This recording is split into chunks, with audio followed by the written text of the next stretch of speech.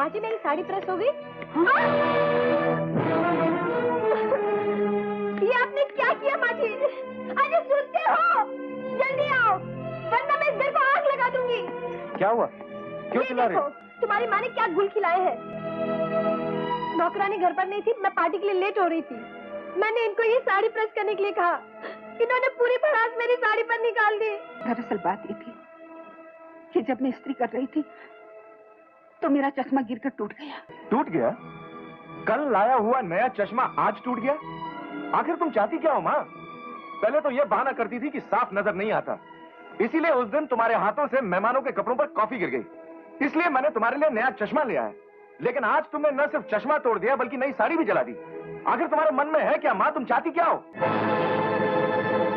मैं कसम खाती हूँ बेटे, मैंने ये सब जानबूझ कर नहीं किया। और मैं भी कसम खाकर कहता हूँ कि तुम्हारे मन में जरूर कोई जहर पक रहा है। तुम जानबूझकर हमें सता रही हो और जानबूझकर हमें बदनाम करने की कोशिश कर रही हो। नहीं बेटे,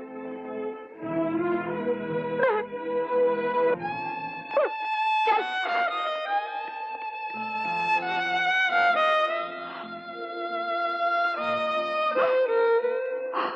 अरे सपना, गुड न्यूज, अपना सरकारी बंगला अलॉट हो गया है। कंग्रेचुलेशन। अब इस सड़े हुए बंगले से छुटकारा तो मिल जाएगा। इसकी हालत तो देखो, और हमारे घर के बेवकूफ लोग इसे प्यार का मंदिर कहते हैं। अरे इसे कचरे का डब्बा कहना चाहिए, डब्बा। अजी वो तो ठीक है, सरकारी बंगला मिल गया, लेकिन सरकारी बंगले में सजाने के लिए कुछ तो मॉडर्न सामान होना चाहिए। टीवी है, फ्रिज है, फर्नीचर है, वीसीआर है। डार्लिंग एक कार भी तो होनी चाहिए। इतने सब सामान की जरूरत पड़ेगी क्या? अरे इतना पैसा आएगा कहाँ से? अरे मेरी मानो तो बड़ी आसानी से आ सकता है। क्यों ना हम इस पुराने सड़े हुए बंगले को बेच डालें? अरे हाँ, आइडिया तो अच्छा है, लेकिन उस बुढ़िया को कौन समझाएगा? वो तो इसे हरगिज बेचने के लिए तैयार नहीं होगी। उनका इंतजाम मैं कर देती हूँ, तुम ये काम मुझ पर छोड़ दो। अरे तुम क्या करोगी यार? थोड़े से पैसे खर्च करके उनको तीर्थ यात्रा पर भेज देते हैं। उनकी चाहते ही इस सड़े हुए मकान का सौदा कर डालेंगे। Excellent idea. इस शुभ काम में बिल्कुल देर नहीं करनी चाहिए। आज ही किसी भी तरह उस बुढ़िया को पटाकर तीर्थ यात्रा पर रवाना कर देते हैं।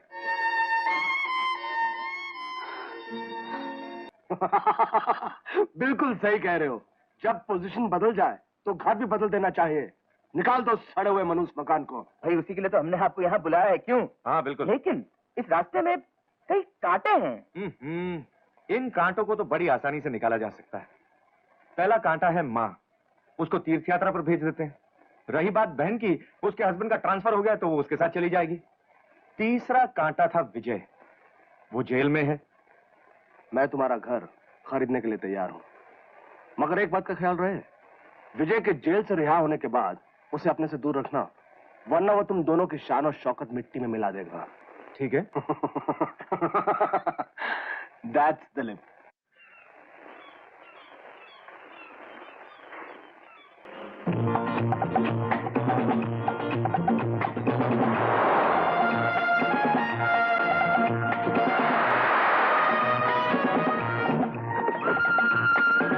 क्या है? कौन है तू? चोर का माफी के अंदर चलाया? ये लक्ष्मी देवी का घर है ना? है नहीं था। अब ये बहुत बड़े बिल्डर का घर है। दिवाली के बाद ये टूटने वाला है, उसके बाद यहाँ बहुत बड़ा बिल्डिंग बनेगा।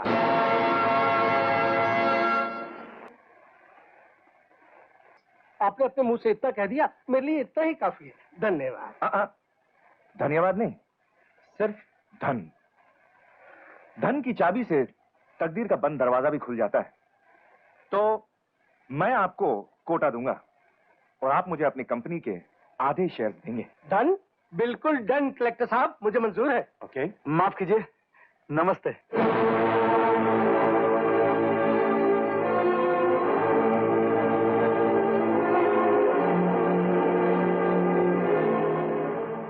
नमस्ते। धनीराम। Yes sir. इन साहब को अपने आउट हाउस में जाकर ठहराओ। जी चलिए साहब। लेकिन ये तो बताइए आप हैं कौन? मैं हूँ धनीराम। Yes sir. अपने काम से काम रखो, मेहमानों का ख्याल रखो। मैं भी आया। जाओ। मेरा बैठ जाओ, बैठ जाओ। कब आए? आज जेल से छूट कर आया हूँ भैया। और जेल से छूटने के बाद सीधे यहाँ चले आ रहे हो? हाँ भैया, मुझे तो विश्वास ही नहीं हो रहा है कि मेरा भैया इतना बड़ा आदमी बन गया। और मुझे भी विश्वास नहीं हो रहा है कि जेल की सजा काटने के बाद तुम सीधे यहाँ चले आओगे। जी हाँ, अगर लोग पूछेंगे कि इस खूनी मुजरिम से तुम्हारा क्या संबंध है, तो मैं उनको क्या जवाब दूंगा? यहाँ आने से पहले तुम्हें ये ख्याल बिल्कुल नहीं आया? कहीं से भी फोन कर देते, मैं तुमसे मिलने चला था, सीधे यहाँ चले आए। अरे शहर भर के रईस बैठे हैं, बिजनेसमैन बैठे हैं, मेरी तो पोजीशन ऑकवर्ड कर दी तुमने। भूल हो गई।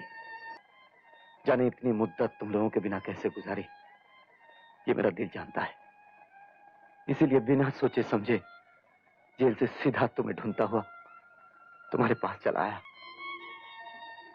दरअसल गरीबी की गोद में पलकर बड़े हुए हैं ना, शराफत तो है, तमीज नहीं है। खैर, अब वो भी सीख लेंगे। मगर भैया, तुमने अपना वो मकान क्यों बेच दिया? मां तीर्थ यात्रा पर जाना चाहती थी, पैसे नहीं थे, इसलिए उनकी आज्ञा से मकान बेचकर उन्हें तीर्थ यात्रा पर भेज दिया। अरे, आपने तो जूस मांगा था, यहाँ क्यों चले आए? क्या हुआ? कुछ नहीं, यूं ही। ये मेरी पत्नी है, सपना। नमस्ते। नमस्ते। आपने इनका परिचय तो कराया ही नहीं, ये कौन है? वो सपना, हम जिस मकान में पहले रहते थे ना, ये उसके सामने वाले मकान में रहते थे। मेरे और इनके पिताजी गहरे दोस्त थे। ओह, तो ये बात है, मतलब कि आप दोनों भाई जैसे हुए। जी हाँ, जैसे ही हुए। पहले लोग हमें भाई समझते थे, बहुत देर बाद पता चला कि हम भाई नहीं, भाई जैसे हैं। तो फिर आप इतने दिनों तक कहाँ थे? हमारे घर क्यों नहीं आए? क्या करूं भाभी, हम भाई जैसे हैं तो आप भाभी जैसी हुई ना। तो भाभी, हालात की बेड़ियों में जकड़ा हुआ था, आज आजादी मिली तो आप जैसे भाई और भाभी जैसे रिश्तेदारों से मिलने चला आया। अरे हाँ, आपकी माँ जी तीर्थ यात्रा पर गई है ना, कब वापस आ रही हैं? अभी कोई खबर नहीं आई है। और आपके एक छोटे भाई थे, वो आजकल क्या कर रहे हैं? अब वो एक बहुत बड़ा वकील बन गया है। अगर तुम्हें उसे मिलना है तो मैं तुम्हें एड्रेस दे देता हूँ, मनीष नगर, रोड नंबर 6। बहुत बहुत शुक्रिया, आप लोगों से मिलकर बहुत खुशी हुई। भगवान आप लोगों को सुखी रखे, आप दिन दुनी रात चौगनी तरक्की करें, इतनी शोहरत इतनी दौलत आपको मिले कि आपके लिए समेटना मुश्किल हो जाए। यही मेरी दुआ है, यही मेरी प्रार्थना है। क्या कहा? आपके भाई ने आपके साथ गद्दारी की? आपने उसको बड़ा किया और उसने आपके साथ ऐसा सलूक किया? नालायक, एहसान फरामोश। अब देखिए, आप बिल्कुल फिक्र मत कीजिए, मैं उसको कोर्ट में घसीट कर लाता हूं और उसको ऐसा सबक सिखाता हूं कि वो 10 जन्म तक याद रखेगा। बिल्कुल, हाँ। संजय,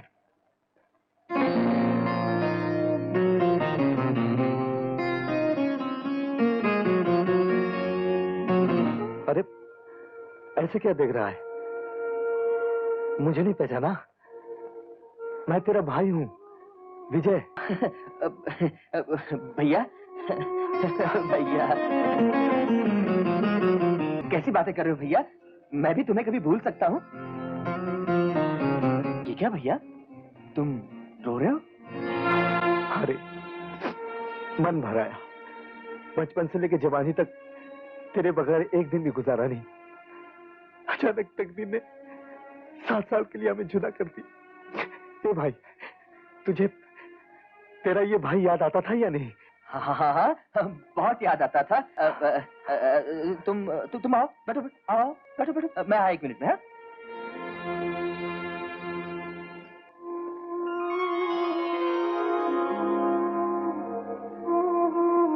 हे भगवान, तेरा लाख लाख शुक्र है, कम से कम इस बदलती दुनिया में मेरा संजय नहीं बदला। लो ना भैया। ये रुपए मुझे क्यों दे रहे हो? तुम इसे रख लो। 7 साल की जेल काटकर जो इंसान आता है, इस दुनिया से उसका रिश्ता कट चुका होता है। लोग उसे भुला चुके होते हैं। कोई नौकरी नहीं देता, कोई कर्ज नहीं देता, कोई घर नहीं देता। इन रुपयों से तुम दोबारा अपनी जिंदगी शुरू कर सकते हो, एक कारोबार शुरू कर सकते हो, अपना ठिकाना बना सकते हो। संजय, जो बात तुम अपनी जबान से खुलकर नहीं कह पा रहे हो, ये नोट अपनी जबानी साफ कह रहे हैं कि मैं इन्हें ले लूं और दोबारा तुम्हारे घर में कभी ना आऊं, ताकि तुम्हारी वकालत के काले कोट पर मेरे नाम का काला धब्बा न लग जाए, है ना? कैसी बातें कर रहे हो भैया, ये तुम्हारा अपना घर है, शौक से आते जाते रहो। जहां आते से जाते लगा रहता भाई, उस घर में जाया नहीं करते। और तू तो बहुत बड़ा आदमी बन गया रे, मेरा सपना पूरा हो गया। तेरी खुशियां तुझे मुबारक हो। तेरी खुशियों की दुनिया में मैं कांटे बिखरने कभी नहीं आऊंगा। तुम मुझे गलत समझ रहे हो? नहीं संजय नहीं, मैं तुम्हें कैसे गलत समझ सकता हूं? मैंने जिंदगी को इतने नजदीक से देखकर समझ लिया है कि किसी को सही और गलत समझने का सवाल ही पैदा नहीं होता। तू खुद को इतनी अच्छी तरह से नहीं समझ सकता जितना मैं तुझे समझ सकता हूं। खुश रह भाई, आबाद रहे।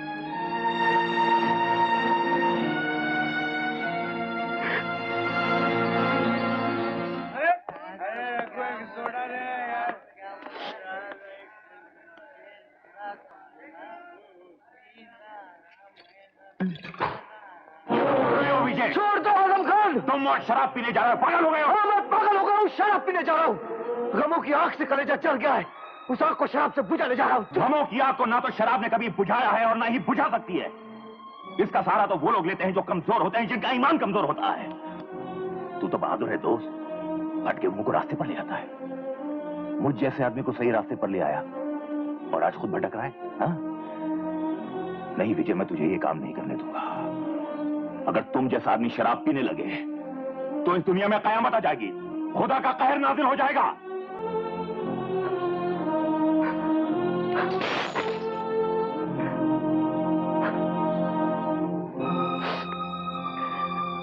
मुझे माफ कर दो आजम भाई, मैं बिल्कुल टूट गया हूं। प्यारे, तूने ही तो एक दिन कहा था ना कि जिंदगी में दिन और रात की तरह गम और खुशी आते जाते रहते हैं। बोलकर खुद बुलाया, कमाल है। खैर चल, अपन बस्ती चलते हैं। वही अपना वहां एक घर है, पेट पालने का ऑटो रिक्शा है। आज से हम लोग साथ रहेंगे। चल।